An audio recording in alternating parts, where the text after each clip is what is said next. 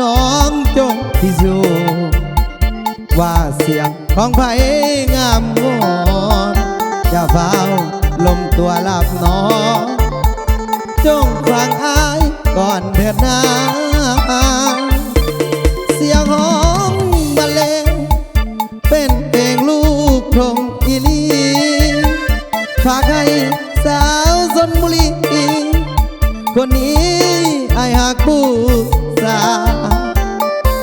เดือนห้าหน้าแรง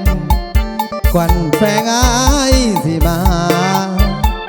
คอยอายก็เด้อแก้วตาอายสิมาเดือนห้าสงกรานต์สาวเมืองชนบุรีที่อายใฝ่ฝันทุกคืนทุกวันใจไอ้นั้นยังหาบริน้องบอกว่าครั้งนั้นยังจำตุกคืนบ่ลืมบ่ลืมบ่ลืมดอกสาวเมืองโซไอ้ขออำลาแก้วตาน้องจงสุขีสุขเธอสาวชลบุรีคนนี้ไอ้หักหน้ามน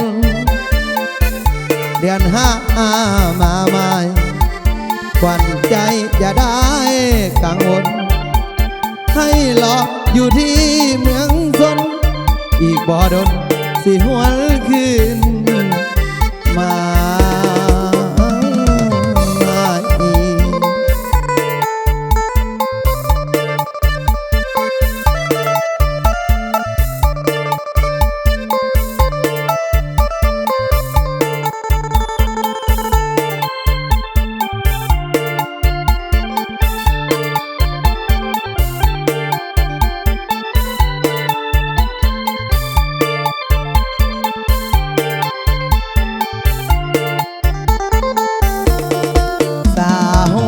ชน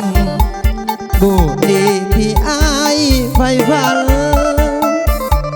ทุกคืนทุกวันใจไอ้นั้นยังหาบริน้องบอกว่าครั้งนั้นยังจำทุกคืนบ่ลืมบ่ลืมบ่ลืมดอกสาวเมืองโซต้องขออำลาแก้วตาน้องจงสุขีสุขเธอสาวชลบุรีคนนี้ไอ้หักหน้ามนเดือนห้ามาใหม่ควันใจอย่าได้กังวลให้รออยู่ที่เมืองชนอีกบ่ดนจะหวนคืนมา